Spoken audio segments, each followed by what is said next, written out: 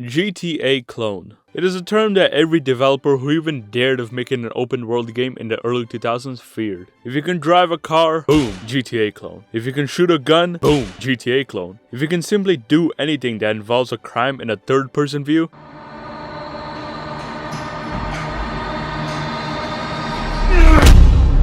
GTA had a firm grasp on the balls of the open world genre, that many games were simply forgotten. However, one game stood out from the rest, one game that even Rockstar Games feared, and that is Simpsons Hit and Run the video game.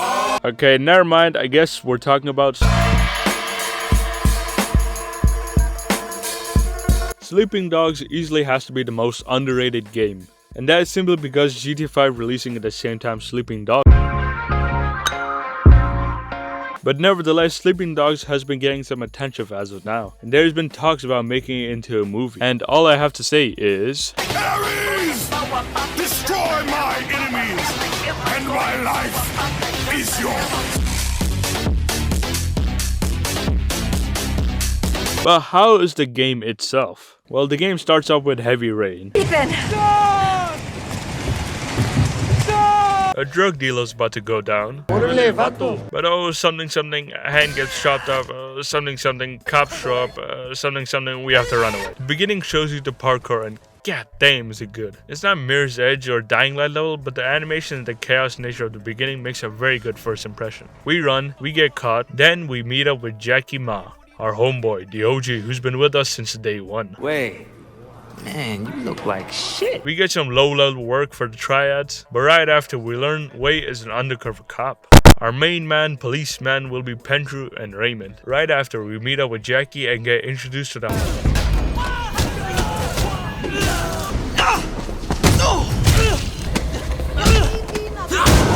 The one thing people remember Sleeping Dogs by, and it's just combat. Now the combat isn't like Mortal Kombat where you need 12 fingers to pull off a single combination. Just go away. Shit. Fuck you! What the fuck? Disrespectful little asshole. However, the combat is like a flow state where you're bouncing off each enemy like a ping pong ball. This is a game where 1v50 is a simple spar session for our boy Wei. And I don't know what these developers did, but every damn punch, kick, packs a punch.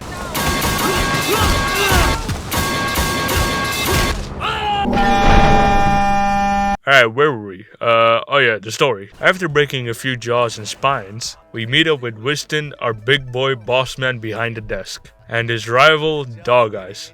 Seriously, Dog Eyes? That's the best you can come up with? We mess with Dog Eye. Okay, you could have called yourself like Snake Eyes or something. Like, what the hell is a Dog Eye? We mess with Dog Eyes' business and he retaliates by taking over Winston's club, the Bum Bum. We head over, we beat up a few people, crack some skulls, and convince the owner that he works for Winston now. And Dog Eyes? Ooh, he mad. He don't like that one bit. So he shoots up Winston's mom's place. Now Winston? Ooh, he mad. He don't like that one bit. So we actually bomb his whole motherfucking factory. Oh, and Winston and his crew start to trust us because we killed a few people, even though we've been doing that before. Oh, and we save someone who's important. And now the head of Sundown the gang we're in doesn't like that we blow up a whole factory, so he invites Winston and we tag along. We meet up with Uncle Po, aka the duck from Kung Fu Panda. Noodles? You were really dreaming about noodles? Winston speaks very highly of you. He's like, I do not like what you did to the factory, but me like you, homie, I give you this house. Oh yeah, and Raymond, who we've been meeting, yeah, he's kind of boring. Moving on. You see, so far, we as a player have started to like Winston and his gang, and in the game, Winston and his gang have started to like us. So we later meet up with Winston's lady, steal a cake, and fight a bunch of monks.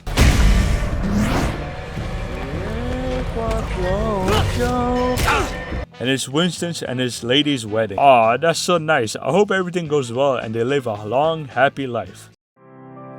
I gotta testify. We fight off a bunch of chefs, and in this part of the game, this is where the gunplay is most shown. And the gunplay is pretty good, except for when the damn bullets don't go where the crosshair is pointed, but alright. I wish they introduced gun fu when you're dealing with guns. There is a bit of it when you take the guns from the NPCs, but I want that John Wick gun fu, you know? Some judo and jiu-jitsu with guns. But I'm okay with what we got.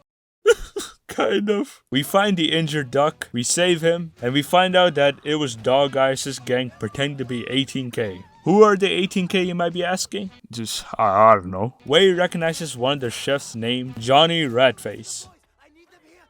Okay, seriously, who the f is coming up with these names? We find him, beat up a few people, get in a car chase, and deliver him to Winston's mom. Oh, and I hope they're having a good time talking to each other. Now that Wei has basically taken over Winston's role, we meet up in the club Bam Bam, and we meet a new guy, Ponytail. Okay, this name is not that bad. He wants our money to go to Big Smiley, a Red Pole member. Oh yeah, okay, I haven't really talked about the gang's ranking, whatnot, and okay, the old man is the big man in the chair, and below are the Red Pole members, like Winston, Dog Eyes, Big Smiley, and below that are us, random foot soldiers. And that's all you need to know. Okay, back to the story. Ponytail is like, Fucking money! and we basically tell him, Man, I don't want to talk yo bitch. and he's like, okay, so he shoots up the club. We chase after him and get bonked in the head. We get chased by the police, we run and meet up with another Red Pole member, Broken Nose Zhang. I mean, you could have made it so that, you know, she had a broken nose or whatever, but okay, whatever. She tells us Big Smiley wants to take over the Sun on Yi. After Uncle Po gets beat the f up, we later meet up with Winston's mother and she tells us the rat face, or whatever his name was, calmly told her that Dog Eyes was the one that shut up the wedding. And she tells Wei to bring her Dog Eyes. We chase after him and get in a really good fighting level. Cause there's so many environmental kills you can do. And especially with these dolphins with the little sharp nose sticking out, throwing an enemy onto it and just...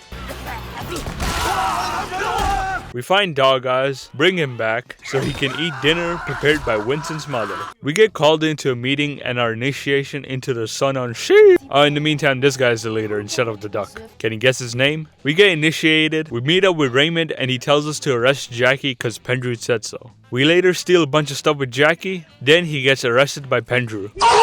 We then hear the hospital where the duck is staying is getting shot up by the 18K, so we head over and start blasting some heads. This is one of those missions where the gunplay just shines. The cramped hallways and the barely visible enemies and the limited time we have just makes this a really good mission. We save the duck and meet up with Sonny and this guy. Okay, this mission is pretty boring. Moving on. We later go to this guy's house and mess with his stuff because he's getting a little too comfortable being the leader. And have you guessed his name yet? It's Tu Chin Sao.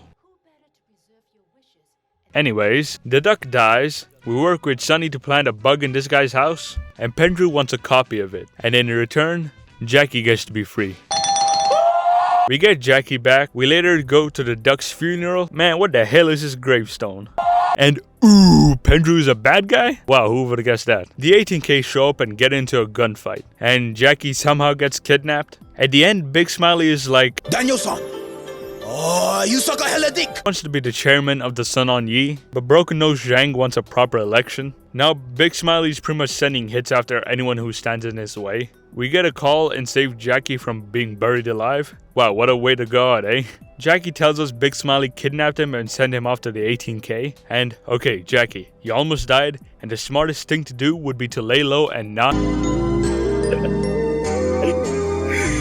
Just let it! We get captured by this dude, and this is another great mission. The settings, the enemies, the gunplay, and the final boss is just mwah, chef's kiss. We get tortured for answers. You must be a very dangerous man, Wei Shen. And escape from our restraints.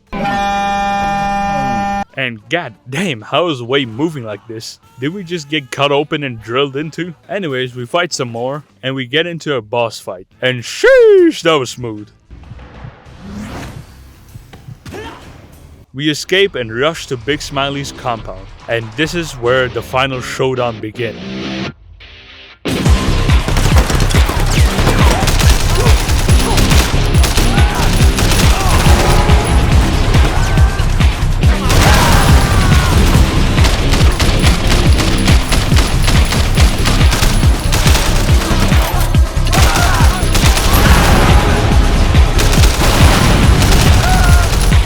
Then we finally catch up to Big Smiley. We somehow get up, chase after Big Smiley, get in a boat chase and crash into a gas station. I blew up Malaysia. We resurface and have a final fight with Big Smiley. Honestly, I thought he was gonna be a super tough boss fight, but it just comes down to counterattacks and you can't really fight him. But we finally finish him off by throwing him into an ice shipper. And the game ends.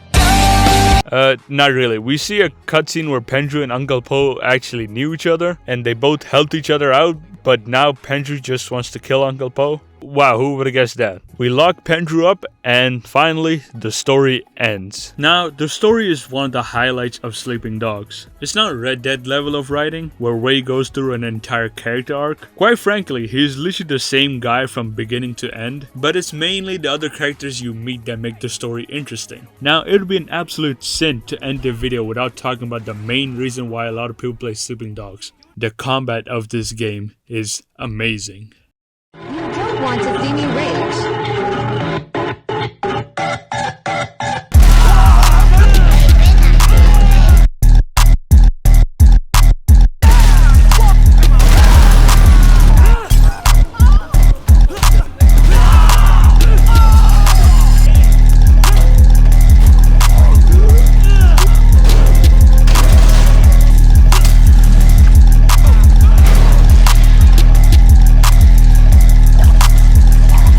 I briefly went over it in the beginning, but man, the combat is one of a kind. I mentioned how it's almost like a ping pong combat system, where you're bouncing off each enemy performing combos. And this is one of those games where a 20v1 is simply nothing for our boy Wei. The combat is classic martial arts mixed in with dirty street fight tactics. You got spinning hook kicks, flying knees, elbows, breaking arms, breaking knees, dropping a 200 kg engine on... You know, simple stuff. And again, I don't know what these developers did, if it's the audio design, the animations, or how the screen violently shakes, but every hit just packs a punch.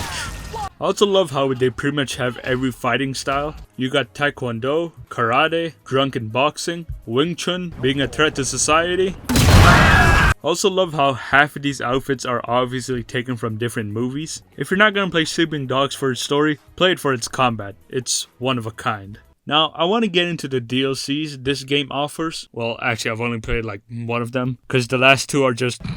Not saying they're bad, but just... The Zodiac Tournament is easily one of the best DLCs in gaming history. Yeah, that's right, move out the way, shut up. This is the real game of the winner right here. I think I want to nominate this award to my Reformed Orthodox Rabbi Bill Clinton. This DLC is, well, Enter the Dragon. Actually, as a matter of fact, it's Enter the Dragon, the video game. The Zodiac Tournament is mainly a fighting DLC and it's about 30 to 40 minutes long, which is not a lot, especially nowadays. But it's quality over quantity. For being a fighting DLC, the arenas and the opponents you go up against are actually unique and different from the base game. For a DLC so short, it is one of the better DLCs Sleeping Dogs offers. And the other ones I haven't played yet because...